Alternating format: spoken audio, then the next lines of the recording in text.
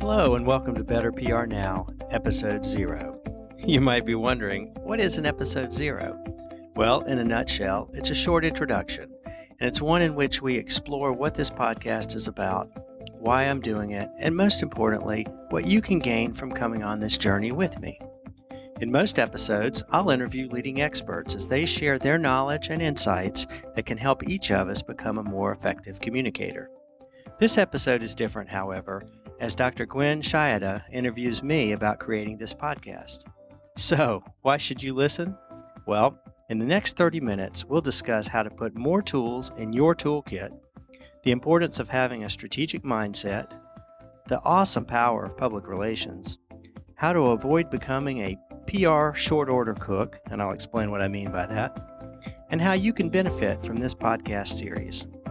There's a lot of great information here, and I really look forward to going on this journey with you. So let's jump in.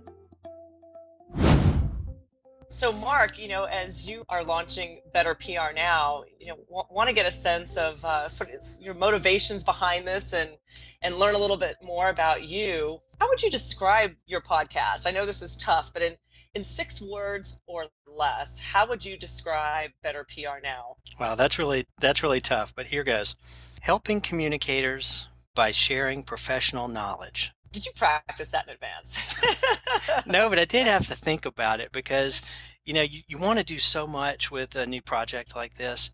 And when you start describing it, there's so many different pieces to it and you want to include all of that. But I thought, at the essence of it, it really is about trying to help people who are in this community, whether they're practitioners or they're scholars who are studying the practice and developing theory. It's helping them. And part of it is sharing information across those boundaries so that the practitioners benefit from what the scholars are learning, and the scholars are also benefiting from being engaged with the practitioners. So bridging that gap between research and practice in a real applicable way, it sounds like. Absolutely. Yeah, that's it in a nutshell. And so why did you decide to do this? I mean, did you see that nobody else? I mean, you would think it's sort of ironic. You think about PR. Are there not podcasts out there on PR? What made you decide that there was a need for this, or the angle that you're taking on it? Well, there are several reasons. At the most superficial, I wanted to benefit from it. I listened to a ton of podcasts, and there really are a wide range of podcasts available for marketing, business, startup community, on a whole range of subjects. And I could not find what I was looking for specifically about public relations. And I spend so much time either in the car or, out with a headset on consuming podcasts that it was something I really wanted to hear. And I finally came up with the idea that, well, if somebody else isn't doing it, I'll just do it and produce what I would want to hear.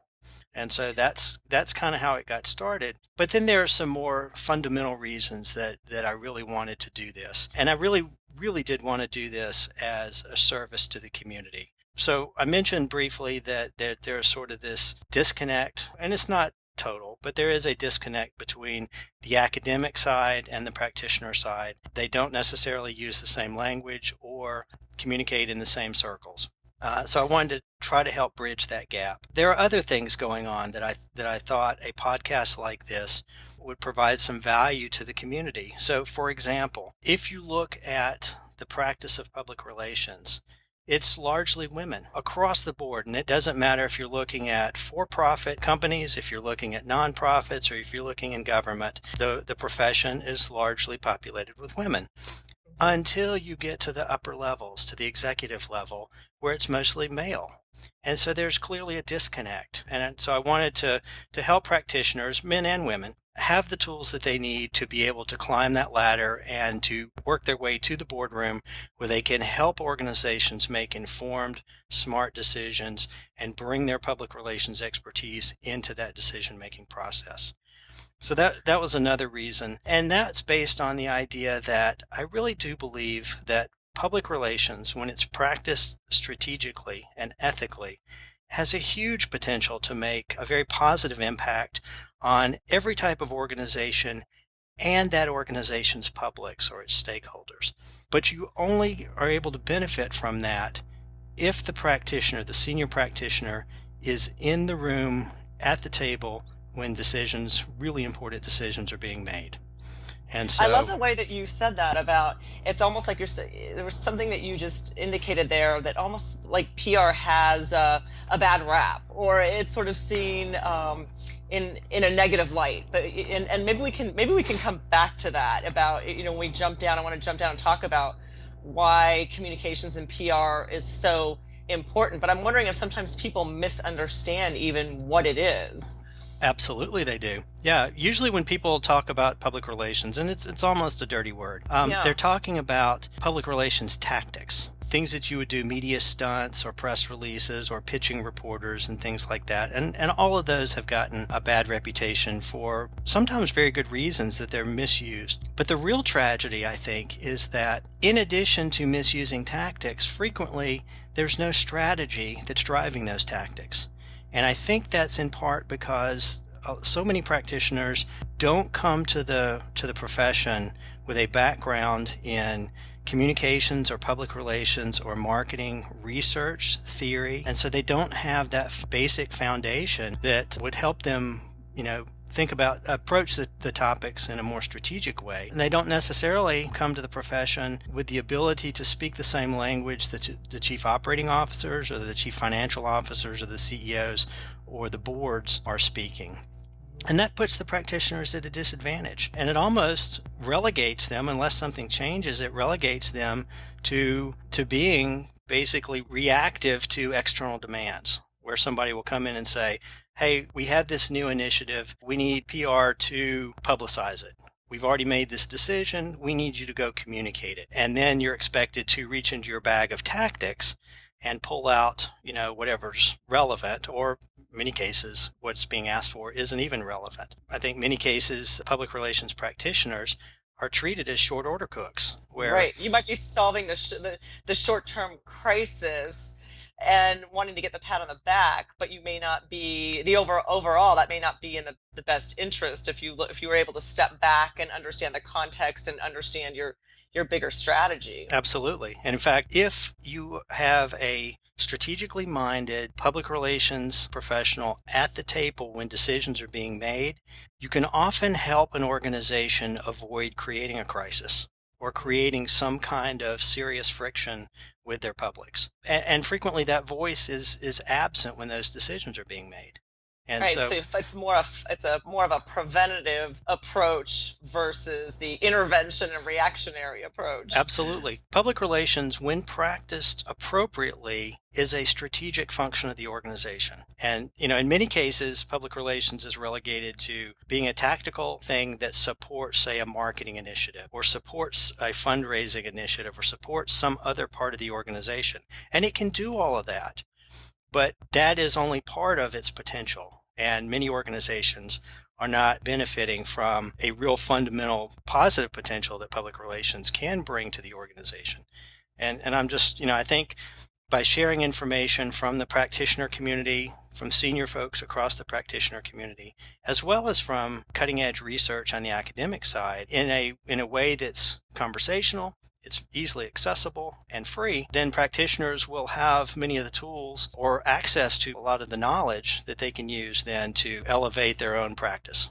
So many light bulbs just went off. The way that you described that, Mark, was wonderful. I was thinking two things on two fronts. One is, like you said, a lot of these people don't have that full background. So through the podcast, if you can provide them with some of that, it's going to help them have more tools in their tool bag, be able to help provide more sound, big picture guidance towards the organizations they're working in, and maybe be able to educate their organizations about how they can best use them. Like you said, so they're not relegated to the short order cook, as you said it. So there could be a dual purpose. So let me ask you this: when you're driving and you're listening to all these podcasts, and there wasn't one that kind of filled this gap that you're now going to be filling.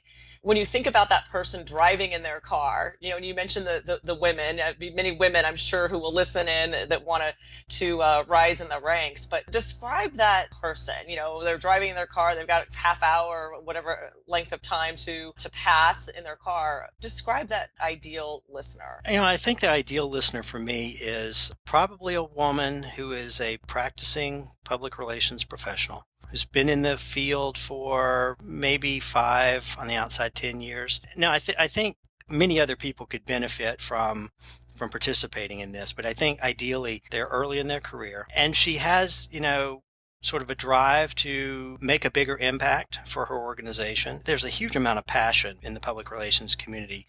People who practice generally gravitate to the practice because it's a great fit for their personalities and their personal interests. They like communicating, they like engaging with people. And so I think, this ideal listener understands that there is something more and that she has the potential to make a bigger impact for her organization and needs the tools to be able to do it, but isn't necessarily in a position to go back and get another degree specifically for this. If you can do that, that's a wonderful thing because there's so much useful knowledge available. But if you're not in a position to sort of drop everything and go back and get an advanced degree in public relations, then this is a way to benefit from some of that knowledge that's out there and available and apply it directly in your work that day. I love it. And so what can a viewer expect in terms of format? Are you going to have different interviewees? Is it going to be you, a combination? What can viewers expect from your podcast? Well,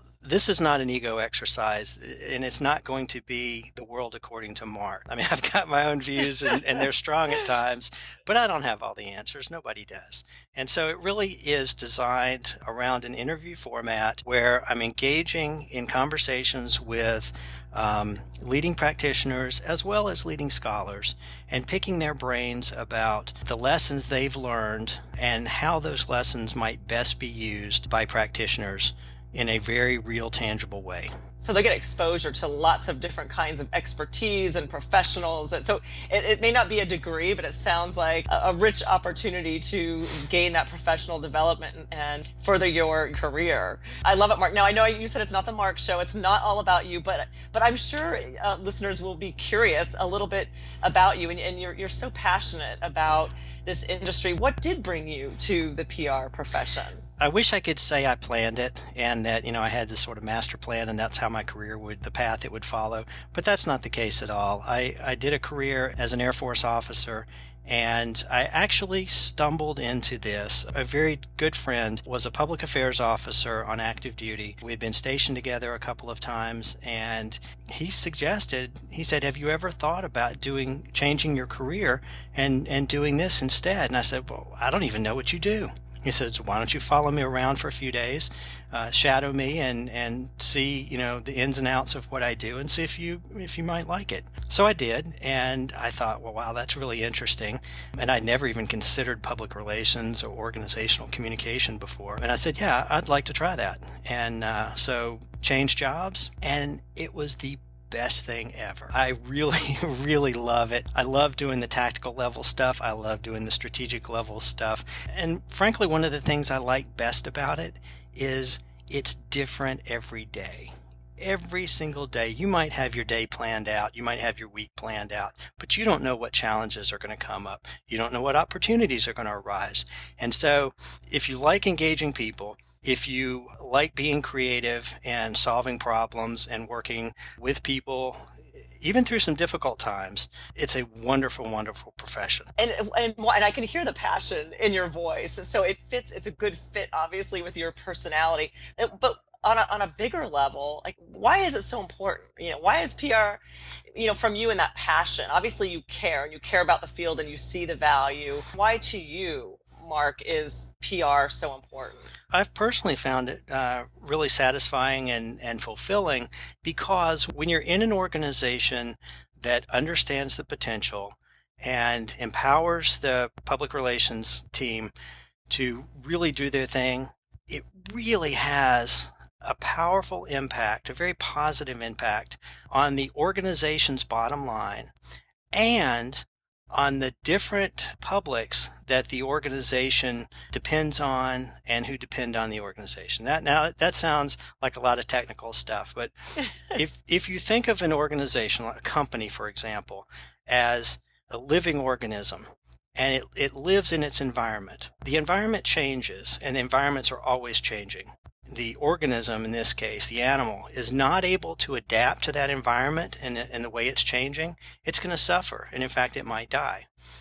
Organizations, companies are the same way. And so public relations has the power to be a sensory system to help the organization detect when its environment's changing and how it can best adapt to those changes in the environment so that it can thrive, and it could do that in a mutually beneficial way with all the other parts, all the other animals in that ecosystem. So for a company, it has employees and it has customers and it has maybe a board of directors and maybe investors if it's a publicly traded company, and it probably has some sort of government oversight. And it has to be able to exist in a compatible way with all of those different entities, all of those different stakeholder or public groups. And sometimes those interests are competing. Many times they're competing. And so the organization has to be able to negotiate that. And public relations, because it's engaged with these various publics, is a really wonderful way to feed that information as business intelligence, to feed that information back into the organization's leadership and into the decision-making process. So organizations can depend on public relations to do their typical PR tactical type things like doing press conferences and building web pages and sending out press releases. But it can also and should also rely on its public relations function to provide that strategic intelligence about how it's existing in its environment and how any anticipated changes or decisions on the part of the organization are going to affect its key stakeholders and how they're likely to react. I love it. Well, and I love the term, and I don't know if this is your particular term, if you've coined this, but the business intelligence. And I almost, what popped into my mind is PR can almost be like the compass. You know, like you said, there's these competing demands and competing agendas, but you're sort of the calm stabilizer, you know, keeping the boat on course, even though there may be these storms going on, you know, around it. And so being that grounded, that ground is sound, sort of objective compass, if you will. Absolutely. You know, so if you are in a company and the CEO is or the leadership is making a decision, they're getting counsel from different places. So, for example, the general counsel is probably providing a legal view about what is legally permissible. The chief financial officer, the chief operating officer are probably providing views that are based on either what's going to make the most profit or what is affordable to do, you know, given the organization's resources. The Public Relations Council should come at it from an ethical perspective in terms of maybe a couple of things. One is, what is the right thing to do based on being responsible to our publics or to our stakeholders? And what is the smart thing to do to preserve those really strategically important relationships? So at its essence, public relations is not about just broadcasting. It's about identifying, creating, and nurturing really important relationships. Basically, and the relationships. The right questions. Go ahead. I'm sorry. Well, I was going to say the relationships that are absolutely critical for the organization to be able to survive and thrive. And being that sort of, it's almost like the person on the shoulder, you know, asking the right questions. Like you just, you know, is this the right thing to do? So being sort of the balance on the shoulder as people are trying to make decisions. And this curious question for you, Mark, is there a recent, you know, in recent times, PR debacle that you've seen, you know, in the news or wherever, where you've just thought, oh my gosh, that would be such a juicy situation to get into, that, you know, I could fix that, or you see, you know, things just going completely wrong. I'm curious, you know, is there, because I'm sure you watch many things in the news and you just say, oh God, what are they doing from a PR perspective? But this is just sort of a fun, curious question. Yeah, absolutely. In fact, you know, pick a day, look at the headlines, and you'll probably see an example where there is a need for good public relations. Most people, though, think about it in terms of, let's use the Volkswagen diesel cheating scandal that's going on right now. Let's use that as an example. Do they need to do a better job of communicating with those publics, with those stakeholders? Probably so. I mean, there are tons of lawsuits going on. They're getting just really beat up in the press. So yeah, they need to have an effective public relations strategy to handle this. But the power of public relations is that had they had good public relations counsel on the front end and they were really focused on maintaining those relationships that are so important to the company. In this case, the relationships with their customers, with their dealers, and with the different regulatory agencies. So, for example, in the U.S. with the EPA, they might not have made the decision to try to pull a fast one on their emissions. They Yep. might not have found themselves in this same boat had they had good PR counsel as they were making that decision. So Yep. public Again, that relations can prevention. help once you're in a crisis, but the real value is it can help you avoid creating a crisis. And look at how much more expensive this is costing them in the long term. So you look at PR, it's about the right, is this the right thing to do? But also it does also come down to dollars and cents. You bet. But you only, and I'm not speaking for Volkswagen because I don't know how their governance works, but a public relations counselor can only advise on those kinds of decisions if they're in the room and at the table when those decisions are being made. And if they have the background, experience, and education to bring that kind of insight, wisdom, and knowledge to the table. That's a beautiful. Thank you so much for sharing that. That is a great example. Let me ask you this, Mark. What in your career, what has been the best career advice that you've ever received? I think the best career advice actually it's not specific to public relations. And when I was first starting my career as an Air Force officer, my dad, who had also spent his career as an Air Force officer, gave me one piece of advice, and it was take care of your people. He said, you're going to get busy, there'll be competing interests and all that. He said, whatever you do, take care of your people because they're the ones who get the job done, and you cannot do it without them. So if you don't do anything else, take care of them. Give them the right vision, give them the right support, make sure they have the right resources, and back them up. Take care of your people. And that applies to regardless of the field that you're in, as well as a personal life. I love that. Absolutely. And Absolutely. what advice, if you could give one piece of advice to people starting their careers in the PR field now, what would your advice be to them?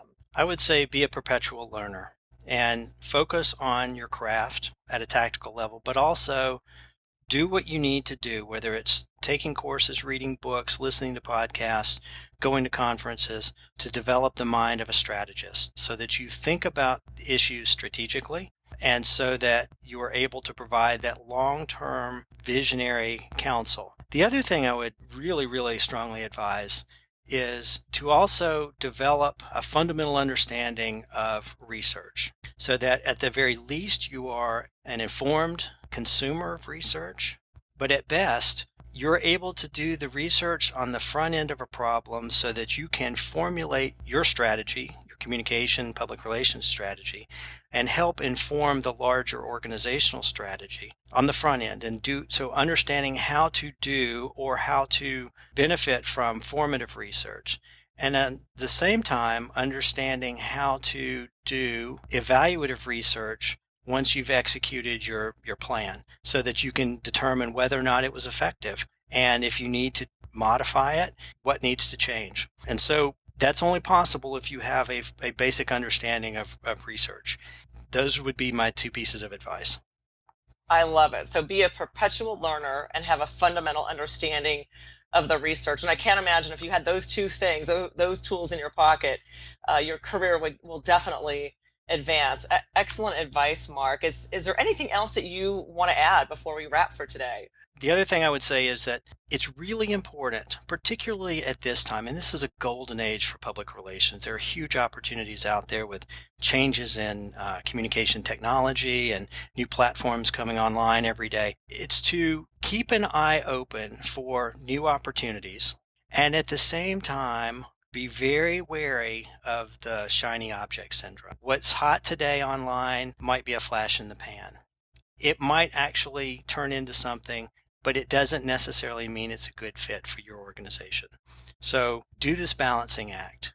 Keep an eye out for new opportunities, but also be able to focus your energy, because you've only got so much time and energy every day, to focus your energy on the things that are most important to your practice and your organization. I love it. These takeaways, and I'm just going to recap them because they're so critical, and they apply not just to PR, but to life. Being a perpetual learner, having this fundamental understanding of the research, seeing the opportunities, and I think that's part of being a perpetual learner, is having your eyes open, and having that passion. Absolutely. For your field, but at the same time, we can all get easily distracted by the shiny object. So, with that, Mark, this has been fabulous. I've learned so much. Appreciate you sharing all of these insights, and I feel like this is just kind of brushing the surface of the kinds of things that people will discover in your podcast, Better PR Now. So, thank you so much for sharing all of your insights today. Gwen, it's really been a delight chatting with you today, and I really appreciate the opportunity. All right, we'll talk soon. That was fun. Wasn't that fun? Yeah, that was good. You know what I love is you never fully know where it's going to go. You know? No, you don't. Thanks for spending a little time with us today. I hope you found it entertaining, but more than that, I hope you found something you can use in your career. I'd love to know what you think about the podcast. Who would you like to hear on the show? What questions would you like answered? What challenges are you facing? Drop me a line at mark@betterprnow.com. That's it for today. I hope you'll join me on the next session of Better PR Now. To benefit from every episode, please subscribe. See you soon.